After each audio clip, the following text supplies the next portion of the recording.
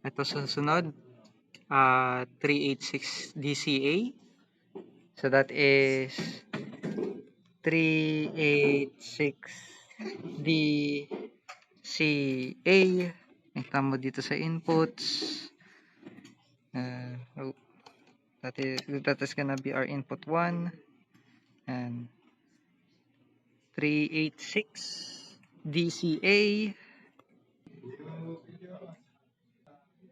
Okay, 183C31. So, 183C1, siset natin. 1,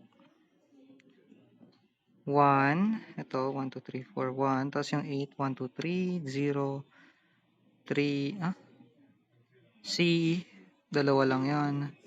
Tapos 3, ito yung dalawa. Kasi yung 1 yung pinakadulo. Okay, 1, 8C31, sinet natin dito. Pangalawa, naka-end. Result niya is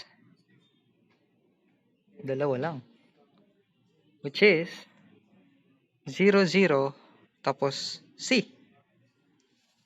Trinay namin sa theoretical, C00 nga lang siya.